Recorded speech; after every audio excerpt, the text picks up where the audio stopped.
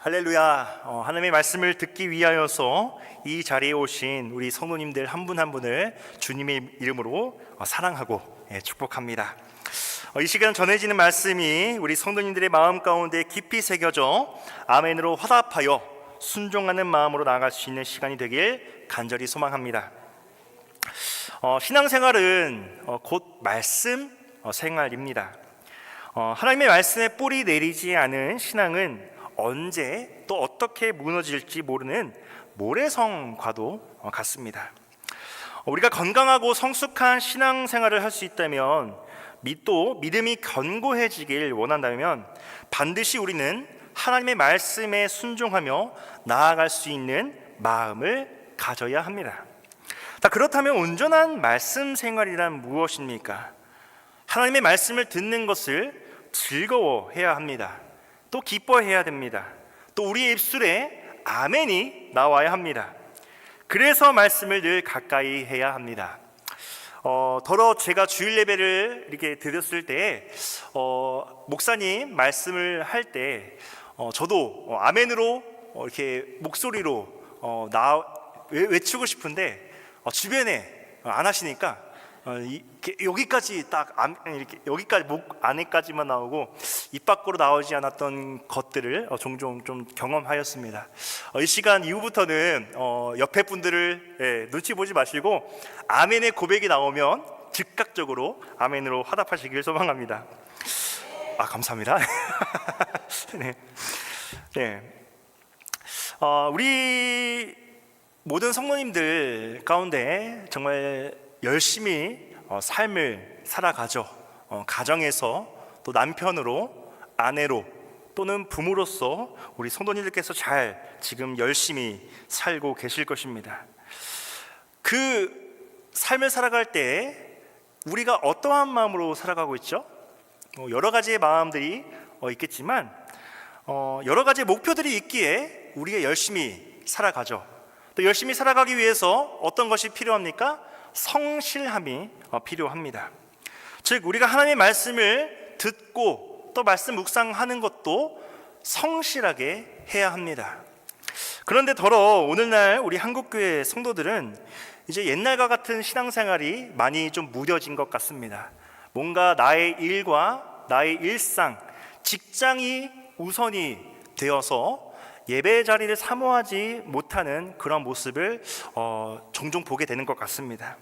이것이 옳다 그르다를 평가하기보다는 우리 자신의 내면의 모습을 다시 한 번 더 깊이 되돌아봤으면 좋겠습니다. 오늘은 아시다시피 크리스마스 이브입니다. 내일은 성탄절입니다. 불과 10년 전, 15년 전만 해도 정말 이 크리스마스 이브가 또 성탄절이 되게 기대가 되었습니다. 어렸을 때 저는 형과 누나들 또 어르신들이 사줬던 피자와 치킨을 먹으면서 또 밤새 또 교회에서 놀았던 기억이 많이 있습니다. 그런데 오늘 딱 예배의 분위기를 봤을 때 뭔가 크리스마스의 분위기는 솔직히 나지는 않는 것 같습니다. 우리 교회뿐만 아니라 우리 세상을 봐도 옛날에는 캐롤송과 또 여러 또 조명들을 켜면서 크리스마스를 맞이하였다면 오늘날은 또 그러한 분위기가 좀 많이 사라졌습니다. 즉 이 우리가 시대를 살아가면 살아갈수록 하나님의 말씀이 점점 희미해지는 시대를 우리가 살아가고 있습니다. 일이 바쁘고 내 자신과 가정을 돌볼 시간도 부족하다면서 여러 가지 핑계와 또 이유를 대면서 하나님의 말씀을 듣고 싶은 대로 또 우리가 행하고 싶은 대로 행하지 않으십니까? 오늘 말씀의 제목처럼 하나님의 말씀을 듣고 행한다라는 것은요, 단순히 우리의 귀로 듣고 행동하는 것에 만족해서는 안 됩니다. 우리는 여기서 한 걸음 더 나아가야 됩니다. 즉 말씀을 배워야 합니다. 모든 공부가 그렇듯이 말씀 배우는 일에 시간을 내야 되고 때로는 힘들고 어려운 점이 있어도 극복해내야 될 필요성이 있습니다. 말씀과 우리 성도님들의 삶이 함께 가야 된다는 것이죠. 따로 놀 수가 없다는 것입니다. 만약 우리 성도님들이 말씀을 읽고 배워서 말씀에 대해서 이것저것 아는 것은 많은데 그럼에도 불구하고 말씀대로 행하지 않는다면 그건 정말 잘못돼도 한참 잘못된 것입니다. 제대로 된 신앙생활이라고 할 수 없죠. 하나님의 말씀을 듣는 것은 실천으로 이어질 때 비로소 온전해짐을 우리는 깨달아야 합니다. 성경에 보면요, 말씀을 지키라는 그런 말들이 많이 반복되어 있습니다. 대표적으로 세 개의 구절을 제가 한번 추려봤는데 PPT 띄워주시면 감사하겠습니다. 우리 함께 읽도록 하겠습니다. 시작. 너희는 말씀을 행하는 자가 되고 듣기만 하여 자신을 속이는 자가 되지 말라. 이어서 예수께서 이르시되 오히려 하나님의 말씀을 듣고 지키는 자가 복이 있느니라 하시니라. 마지막 요한계시록 보라 내가 속히 오리니 이 두루마리의 예언의 말씀을 지키는 자는 복이 있으리라 하더라. 아멘. 이외에 여러 말씀들이 반복되어 있습니다. 자, 신앙생활이란 무엇입니까? 하나님을 믿고 섬기며 또 우리의 주인이신 하나님께서 원하시는 삶을 사는 것입니다. 신앙생활을 제대로 하려고 하면 말씀을 묵상하고 배워야 합니다. 주일 말씀만 딱 듣고 끝나는 것이 아닙니다. 우리가 오해하는 것이 주일 성수만 잘 지키면 예배가 된다라고 생각할 수 있겠지만 그것이 아니죠. 주일 예배뿐만 아니라 월요일부터 토요일까지 우리 성도님들의 개인의 삶의 예배를 드려야 한다는 것입니다. 그런데 우리가 삶에서 찬양과 기도, 말씀 생활하는 것이 쉽지만은 않습니다. 그런데 이런 이유에서 신앙생활과 말씀 생활은 뗄래야 뗄 수 없는 관계이라는 것을 기억하시길 소망합니다. 아니, 신앙생활이 곧 하나님의 말씀인 것을 기억하시길 소망합니다. 하나님의 말씀으로부터 멀리 떨어지게 되면요, 그만큼 우리의 신앙도 약화될 수밖에 없습니다. 다만 우리가 봤을 때는요, 그냥 뿌연 미세먼지밖에 보이지 않지만 여러분들의 마음의 한켠에 죄로 뿌옇게 된 여러 미세먼지들이 가득하지는 않으십니까? 이 자리에 함께한 우리 모든 성도님들이 똑같은 공간과 마음과 시간을 일시간 주님께 드리며 나와 있습니다. 그런데 우리가 한 주에 단 한 번 교회에 올 때만 지금 이 시간에 성경책을 펼친다면요, 하나님을 향한 우리들의 마음 역시 단 한 번만 열려 있을 뿐입니다. 아마 마음속으로 이렇게 생각하시는 분들도 있을 것 같아요. 전도사님, 아무리 그래도 제가 그 정도는 아닙니다. 내가 말씀을 읽을 시간이 없어서 그렇지 하루하루 얼마나 하나님의 뜻에 순종하려고 나름대로 애를 얼마나 많이 쓰는지 전도사님이 모르지 않습니까? 잠깐 말씀 못 들었다고 이렇게 정죄하는 말을 하면 어떻게 됩니까? 라고 마음속에 생각하는 분들도 더러 있을 것 같습니다. 자, 그런데 과연 그럴까요? 그렇다면 그 순종을 무엇으로 기준을 삼고 있습니까?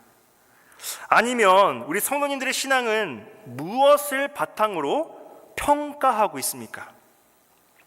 오늘 말씀을 통해서 우리가 사울처럼 하나님의 말씀에 불순종하여 살고 있는지, 아니면 사무엘처럼 순종하면서 삶을 살아가고 있는지 점검해 보는 시간이 되길 소망합니다.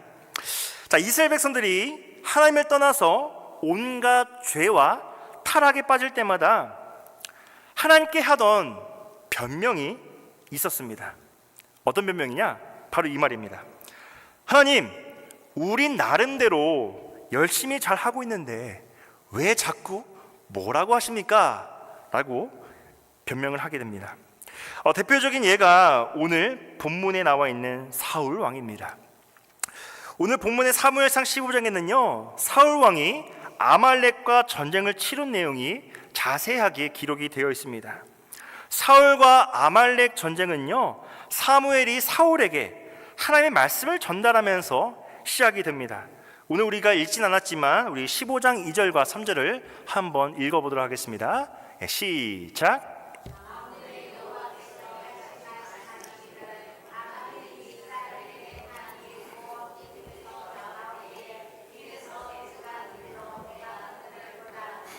지금 가서 아말렉을 쳐서 그들의 모든 소유를 남기지 말고 진멸하되 남녀와 소아와 젖먹는 아이와 우양과 낙타와 나귀를 죽이라 하셨나이다. 아멘. 자, 3절에 자세하게 하나님께서 명령하셨습니다. 무엇입니까? 아말렉과 전쟁을 할 때에 다 모든 것들을 남기지 말고 남녀노소 상관없이 다 진멸하라, 다 죽여라 라고 명령을 하셨습니다. 전쟁을 치르기 전에 하나님께서 사무엘을 통해서 사울에게 미리 말했습니다. 즉 사울이 몰랐던 게 아닙니다. 하나님의 말씀을 들었던 상황이었습니다. 분명히 하나님께서는요, 아말렉의 모든 것을 다 진멸하라 라고 말씀하셨습니다. 그런데 사울은 어떤 모습을 보입니까? 양과 좋은 것들을 남겨두었습니다. 그러니까 필요 없는 것들은 다 진멸하였지만 보기 좋은 것들, 필요한 것들을 다 남겨둔 상태였습니다. 하나님의 말씀이면 적당히 순종할 것이 아니라 철저하게 순종을 해야 합니다. 사울 왕도 순종은 했죠. 그런데 반쪽짜리 순종이었습니다. 하나님께서는 이스라엘 초대 왕으로 사울을 세웠습니다. 사울은 베냐민 지파 사람이었고 아버지의 말씀에 순종하여서 나귀를 찾으러 갔다가 사무엘을 만나서 왕이 된 케이스입니다. 아버지의 말에 철저히 순종하다가 복을 받아서 왕이 된 사람이었습니다. 즉 아버지의 말씀에 따라서 순종했던 그 사울이 그 대가로 왕으로 된 것이죠. 자, 그런데 오늘 말씀에서는 사울이 어떠한 모습을 보입니까? 과거의 모습은 아버지의 말씀에 순종하는 그런 모습을 보였습니다. 그런데 오늘 본문에 나와 있는 사울은 자신의 불순종으로 인해서 왕의 직분을 잃게 되기 시작합니다. 이 당시 전투를 기록했던 아말렉은 죄송합니다. 출애굽기 17장에 보면요, 이스라엘 백성이 애굽에서 나왔을 때 처음으로 그 이스라엘의 길을 막았던 족속이 아말렉이었습니다. 자, 그래서 성경에서 아말렉은 어떠한 예표를 하고 있냐? 사탄의 대명사로 사용되는 족속이기도 합니다. 자, 이 사람들은 간교하게 이스라엘의 후미를 공격해서 이스라엘 백성들을 공격하여서 이스라엘을 끊임없이 괴롭혔던 민족이 바로 아말렉 족속이었습니다. 가나안 땅에 들어간 후에도 계속 괴롭혔던 민족이었습니다. 그래서 하나님께서는 그 사울 왕에게 하나님의 진노의 심판을 대행하라고 지금 사울에게 권위를 준 것이죠. 아말렉을 완전히 진멸함으로써 하나님을 대적하지 못하도록 하기 위해서 철저하게 멸절을 시킬 것을 명령하셨습니다. 그런데 오늘 15장 9절에 보니까 이렇게 기록이 되어 있습니다. 한번 9절을 읽어보겠습니다. 시작. 사울과 백성이 아각과 그의 양과 소의 가장 좋은 것 또는 기름진 것과 어린 양과 모든 것을 진멸하기를 즐겨하니하고 가치 없고 진멸하니라. 네, 자세하게 나와 있죠. 사울 왕은 상품 가치가 없는 것, 돈이 안 되는 것, 쓸모없는 것들만 진멸하였고 자신의 눈에 보기에 좋은 것들, 값이 많이 나가는 것들을 남겨두었습니다. 그 이유는 무엇이냐? 죽이기 아까웠기 때문이라고 설명하고 있습니다. 그 좋은 것들을 그냥 버릴 수가 없었습니다. 하나님께서는 좋은 것, 안 좋은 것 할 것 없이 다 진멸하라 라고 말씀하였지만 사울은 자기 몫을 챙기기 위한 마음이 너무나도 컸습니다. 그러면서 사무엘에게는 하나님께서 시키신 대로 다 했다고 뻔뻔한 모습까지 보이기도 합니다. 순종한 것처럼 보이지만 제대로 된 순종이 아닙니다. 이 사울 왕의 이 모습이 정말 저는 개인적으로 너무나 무섭습니다. 이 사울 왕의 모습이 저의 모습인 것 같더라고요. 오늘날을 살아갔을 때 하나님의 말씀을 듣고 묵상하고 또 설교하고 찬양 인도할 때 거룩하게 보이는 것 같지만 정작 나의 삶을, 우리의 삶을 돌아봤을 때, 저의 삶을 돌아봤을 때 사울 왕과 별반 다르지 않는 삶을 살아가고 있다는 것을 계속해서 깨닫게 되었습니다. 사울 왕처럼 반쪽짜리 순종을 한다면요, 항상 변명과 핑계를 하게 됩니다. 100% 순종하지 않았다면 불순종한 것입니다. 사울 왕은 불순종했습니다. 하나님은 분명히 사울이 순종하지 않았다라고 말씀하고 있습니다. 그래서 하나님께서는 그 사울 왕을 후회하게 되었습니다. 15장 11절에 이렇게 기록이 되어 있습니다. 내가 사울을 세워 왕 삼은 것을 후회하노니 그가 돌이켜서 나를 쫓지 아니하며 내 명령을 이루지 아니하였음이니라. 아멘. 지난번에 살펴봤던 사울이 사무엘을 대신해서 제사를 드리는 모습과 동일한 마음입니다. 어쩔 수 없이 마지못해 할 수밖에 없었다면서 자신의 죄와 실수를 전혀 뉘우치지 못할 망정 새빨간 거짓말로 사무엘을 속이고 또 핑계를 댔습니다. 만약 사울이 하나님의 명령에 순종했다면 살아있는 가축이 하나도 없었어야 됐습니다. 그런데 곳곳에서 양과 소의 울음소리가 들렸습니다. 그야말로 이 사울의 모습이 점점 죄로 물들어져 가고 있다라는 것입니다. 14절입니다. 사무엘이 이르되 그러면 내 귀에 들려오는 이 양의 소리와 내게 들리는 소의 소리는 어찌 됨이니까 하니라. 15절 제가 읽겠습니다. 사울이 이르되 그것은 무리가 아말렉 사람에게서 끌어온 것인데 백성이 당신 하나님 여호와께 제사를 하여 양들과 소들 중에서 가장 좋은 것을 남김이요 그 외의 것은 우리가 진멸하였나이다 하는지라. 네, 15절의 모습을 보니까 어떻습니까? 엄청 뻔뻔하죠. 이쯤 했으면 좀 정신 차리고 반성을 하고 사무엘에게 조금 솔직한 모습을 보였으면 좋았을 텐데 15절에 있는 바와 같이 어줍잖은 변명만 늘어놓습니다. 100% 완전히 불순종한 사람은 변명을 합니다. 하지만 그와 반대로 100% 순종한 사람은 변명과 핑계를 대지 않습니다. 사울은 사무엘을 보내서 불순종을 나무라는 하나님께 변명하고 있습니다. 제사 드릴 것만 빼고는 다 진멸했습니다 라고 보기 좋게 말을 하고 있습니다. 뭔가 겉으로 봤을 때는 잘 말하는 것 같습니다. 뭔가 하나님을 위한 모습인 것 같습니다. 하지만 그 안에는 하나님의 말씀에 대한 사모함이 전혀 없었습니다. 사랑하는 성도 여러분, 우리 마음 가운데 사울 왕의 모습이 있지 않습니까? 주일 예배 와서는 정말 정직하게 우리가 예배를 드리지만 우리가 한 주간의 삶을 돌아봤을 때 사울처럼 이 핑계 저 핑계 대면서 이 예배 저 예배 못 나오고 각자의 직장의 생활과 가정에서의 일에 몰두하는 모습을 우리가 많이 보게 되는 것 같습니다. 정말 우리가 하나님의 말씀을 사모한다면, 정말 우리가 하나님께 진심으로 예배를 드리는 예배자라면 그런 사울 왕의 모습이 없어야 할 줄 믿습니다. 우리가 주님 앞에서 죄를 뉘우칠 수 있는 기회가 주어질 때에 회개할 수 있기를 간절히 소망합니다. 불순종하는 것도 나쁘지만요, 불순종해 놓고 순종했다라고 하는 그런 거짓말, 뻔뻔한 것이 더 나쁜 모습입니다. 변명은, 핑계는 자기가 옳다라고 주장하는 것입니다. 즉 쉽게 말하면 교만이죠. 교만은 예배자로서의 모습의 정말 치명적인 결점입니다. 끝까지 생각을 포기하지 않는 교만은요, 하나님과의 관계가 점점 멀어질 뿐이죠.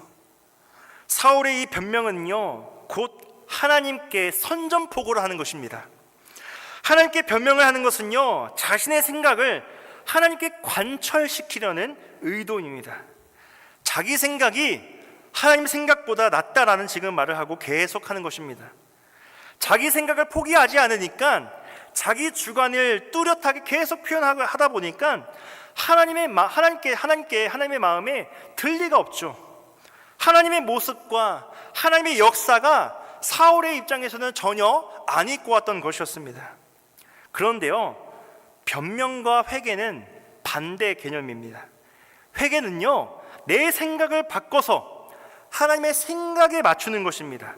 내 생각이 틀렸다고 인정하고 고백하는 것이 바로 회개입니다. 그러나 변명은 내 생각을 바꾸지 않고 하나님의 생각을 바꾸려는 시도하는 것입니다. 즉, 자기 합리화하는 것입니다. 하나님은 회개하는 사람을 귀히 여기시지만 변명하는 사람, 자기 합리화하는 사람을 굉장히 싫어하십니다.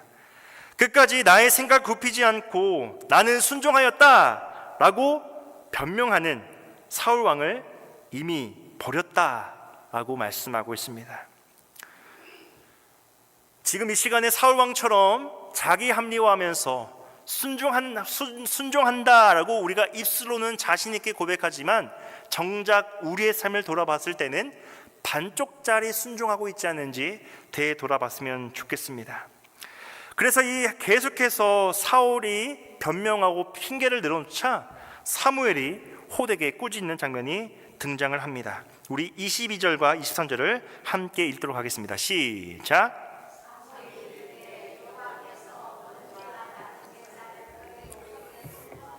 좋아하심같이 좋아하시겠나이까. 순종이 제사보다 낫고 듣는 것이 순양의 기름보다 나으니 이는 거역하는 것은 점치는 죄와 같고 완고한 것은 사신 우상에게 절하는 죄와 같음이라. 왕이 여호와의 말씀을 버렸으므로 여호와께서도 왕을 버려 왕이 되지 못하게 하셨나이다. 아멘. 자, 이 말을 짧게 줄이면 이렇게 말하는 것입니다. 제사보다 더 중요한 것은 하나님의 말씀에 순종하는 것이다 라고 말을 하고 있는 것입니다. 하나님께 드리는 예배는 하나님을 섬기는 일의 기본 중에서도 기본입니다. 그런데 사무엘은 왜 이렇게 말했을까? 순종이 제사를 제사답게 만들기 때문이다라는 것입니다. 제사가 무엇입니까? 지금 이 시간 드리고 있는 예배가 무엇입니까? 하나님을 높이는 것이고 경배하는 것이고 하나님을 나의 주인으로 인정하는 것입니다. 제사, 예배의 진정한 의미와 가치는 순종에 달려 있습니다. 순종이 없으면 제사도 없습니다. 순종이 없으면 예배도 없습니다. 그래서 사무엘은 사울에게 순종이 제사보다 낫다라고 말씀한 것입니다. 그런데 이 구절 우리가 많이 듣지 않았습니까? 순종이 제사보다 낫다라는 말을 우리가 너무나 많이 들었습니다. 순종할 때는 끝까지 순종을 해야 합니다. 오늘은 순종하다 내일은 순종할 수 없는 게 인간입니다. 우리입니다. 하나님은 한 번 순종으로 끝나기 원하지 않으십니다. 밥 한 번 먹고 죽을 때까지 배부른 것이 아닌 것처럼 축복은 순간순간에 주어지는 하나님의 말씀을 듣고 행하는 순종을 통해서 주어지는 하나님의 은혜입니다. 아멘이십니까? 우리가 식사를 할 때 우리가 한 끼를 먹고 하루를 버틸 수 있습니까?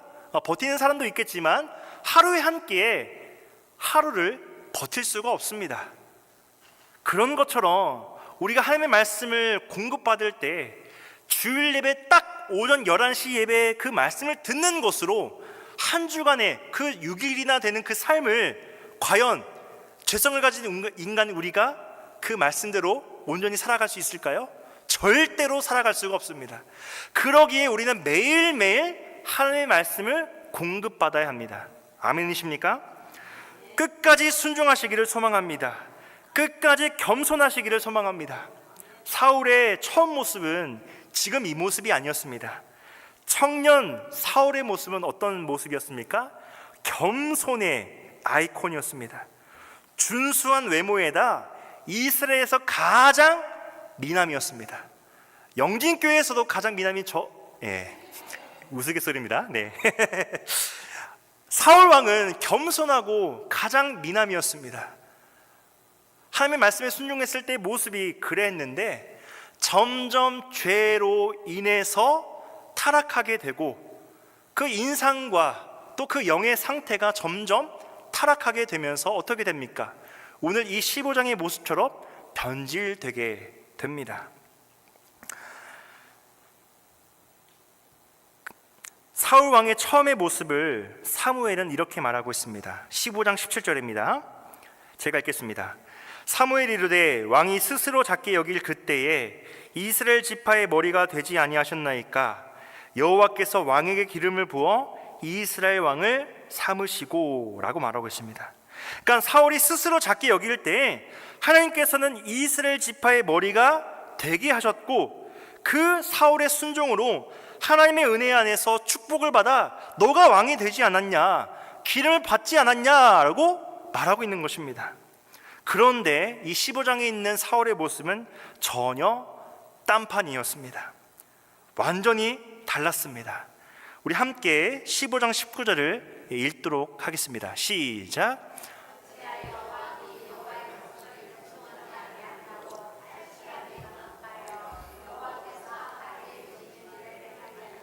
PPT 계속 띄워주시면 감사하겠습니다. 여기서 보니까 세 가지의 모습이 지금 나와 있습니다. PPT 좀 계속 띄워주세요.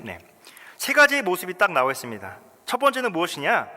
여호와의 목소리를 청종하지 않았다라고 되어 있고, 두 번째는 탈취하기만 급급하다라고 표현하고 있고, 마지막 세 번째는 여호와께서 악하게 여기시는 일을 행했다. 이 세 가지의 모습이 바로 오늘 이 15장의 사울의 모습이었습니다. 사울은 하나님의 말씀을 듣지 않고 세상의 소리만 들었습니다. 지난번에 살펴봤던 사무엘상 13장에서도요, 사울은 사무엘이 오지 않았을 때 이스라엘 백성들이 다 흩어지고 막 뿔뿔이 흩어지니까 그것이 너무나 두려워서 자신의 자리를 망각하고 사무엘을 대신해서 번제를 드린 그 사건을 우리가 기억할 것입니다. 번제를 드렸습니다. 즉 죄를 지었습니다. 하나님의 말씀을 제대로 행하지 않았습니다. 우리는 순종하되 잠깐이 아닌 끝까지 순종해야 합니다. 후에 살펴보겠지만 다윗도 최고의 권력을 가졌을 때 성전을 건축하고 싶어 했습니다. 그런데 이 나단 선지자가 다윗 왕이 너무나 피를 많이 흘렸기 때문에 지금은 안 된다라고 나단 선지자가 말을 한 바가 있습니다.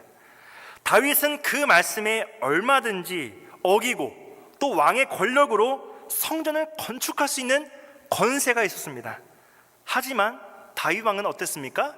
나단 선지자의 그 말을 듣고 하나님의 말씀을 듣고 순종하고 성전 건축을 위해서 최선을 다해 준비해 놓고 그 다음 왕이었던 아들인 그 솔로몬에게 맡깁니다.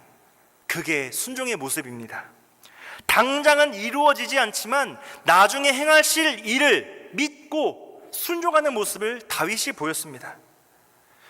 자신의 한계가 무엇인지 알았고 그것을 무시하지 않고 끝까지 하나님의 말씀을 들었던 사람이 다윗이었습니다. 그러나 오늘 이 사울의 모습을 보십시오. 12절에 보면 이렇게 기록이 되어 있습니다. 제가 읽겠습니다. 사울이 갈멜에 이르러 자기를 위하여 기념비를 세우고 발길을 돌려 길갈로 내려갔다 하는지라. 어떤 모습입니까? 자신을 위하여 기념비를 세웠다라고 말하고 있습니다. 이 전쟁에서 승리를 이끄신 것은요, 여호와 하나님이셨습니다. 하나님께 영광을 돌려야 함에도 불구하고 그 하나님의 영광을 가로채서 자신에게 지금 영광을 돌리고 있습니다. 하나님께서 그 자리에 앉게 해주시고 능력과 은혜를 주셔서 승리한 것인데 그저 백성들에게 인정을 받고 싶어서 자신을 위하여서 기념비를 세웠던 것이었습니다. 또 앞선 과거에 아담과 하와도 마찬가지지 않습니까? 에덴 동산에서 선악과를 먹지 말라라고 하나님께서 명령하셨습니다. 그런데 그 아담과 하와가 하나님의 명령에 불순종하여서 어떻게 되죠? 복을 잃어버렸습니다. 또 아브라함의 조카 롯의 처는 뒤를 돌아보지 말라는 그 천사의 말이 있었는데도 불순종하여서 소금 기둥이 되기도 하였습니다. 또 아론의 두 아들이었던 나답과 아비후는 여호와 하나님의 명하지 않는 대로 다른 불로 제사를 드리다가 그 즉시 죽게 되었습니다. 또 이스라엘 백성들은 모세와 아론을 원망하다가 40년 동안이나 광야를 방황했던 적도 있었습니다. 그들이 또 가나안 땅에 들어가지도 못하고 출애굽 1세대들이 광야에서 죽게 된 것은 하나님의 말씀에 불순종했기 때문입니다. 이 예시를 다 봤을 때 공통된 것은 무엇입니까? 조금 내가 안다고 해서 으스대며 교만하지 말아야 된다는 것이죠. 마태복음 23장 12절에 이런 말씀이 있습니다. 누구든지 자기를 높이는 자는 낮아지고 누구든지 자기를 낮추는 자는 높아지리라. 나를 낮추고 오직 주님만을 높일 수 있는 우리 영진의 가족들이 되기를 주님의 이름으로 축복합니다. 그리고 지금 회개할 수 있는 기회가 시간이 주어졌을 때 곧바로 주님께 돌아오길 소망합니다. 예수님과 함께 십자가에 달렸던 그 강도 한 명이 있지 않습니까? 강도가 그 죽기 직전에 돌이켜 용서받고 예수님과 함께 그 천국에 들어가는 천국 백성이 되었습니다. 언제든지 순종의 길로 다시 나아간다면 하나님께서 우리를 용서하시고 영원히 함께 하실 것입니다. 우리 마지막으로 우리 15장 23절을 읽고 마무리하겠습니다. 15장 23절 제가 읽겠습니다. 이는 거역하는 것은 점치는 죄와 같고 완고한 것은 사신 우상에게 절하는 죄와 같음이라. 왕이 여호와의 말씀을 버렸으므로 여호와께서도 왕을 버려 왕이 되지 못하게 하셨나이다. 아멘. 자, 순종은 하나님께서 가장 좋아하시는 제사보다도 낫고 반대로 불순종은 하나님께서 싫어하시는 죄나 우상에게 절하는 죄보다도 더 무서운 죄라는 것입니다. 신명기 28장에 보면요, 하나님의 말씀에 순종하는 자에게 주시는 복이 어떠한지 자세히 기록이 되어 있습니다. 그런데 반대로 불순종하는 자에게는 어떠한 저주가 내리는지 분명하게 말씀하고 있습니다. 모든 명령을 지켜 행하면 모든 민족 위에 뛰어나게 하시고 모든 복이 너에게 임하고 모든 일에 축복을 주실 것이다 라고 약속하셨지만, 하나님의 말씀을 지켜 행하지 않으면 모든 저주가 너에게 임하고 모든 경내의 열매가 떨어지고 모든 나무의 소산을 메뚜기가 먹고 모든 성을 원수가 에워싸고 모든 질병을 너에게 붓겠다고 하셨습니다. 자, 좀 어려운 말씀일 수도 있겠지만 성경의 공식은 단순합니다. 즉 무엇이냐? 하나님의 말씀을 듣고 행하면 우리에게 축복이 오고 불순종하면 저주와 심판이 임한다는 것입니다. 이게 성경의 공식입니다. 그 중간은 없습니다. 야고보서 4장 7절에는 이렇게 기록이 되어 있습니다. 그런즉 너희는 하나님께 복종할지어다. 마귀를 대적하라. 그리하면 너희를 피하리라 라고 야고보서 4장 7절에 말씀하고 있습니다. 마지막 때를 살아가는 우리들에게 이런 말씀이 마음 가운데 깊이 새겨지기를 바랍니다. 신앙생활하면 할수록 순종이 부담이 되는 것이 아니라 우리의 즐거움이 되어야 하고요, 모든 말씀에 순종하면서 우리의 발걸음을 한 걸음 한 걸음 걸어가야 합니다. 모든 말씀에 순종하는 만큼 우리가 사탄 마귀를 대적하고 그 마귀가 우리를 절대로 넘어뜨리지 못합니다. 때로는 우리가 순종하다가 어려움과 고난의 길을 걸을 때가 종종 있을 것입니다. 평탄한 대로만 있었으면 좋겠는데요, 신앙생활 하다 보면 여러 가지의 장애물들과 고난과 힘든 것들이 우리에게 있지만, 우리에게 있어서 그 순종 그 자체가 최고의 성공이고 최고의 복이며 최고의 섬김인 것을 우리가 기억하면서 또 이번 남은 2025년도 한 해도 그렇게 살아가기를 주님의 이름으로 소망합니다.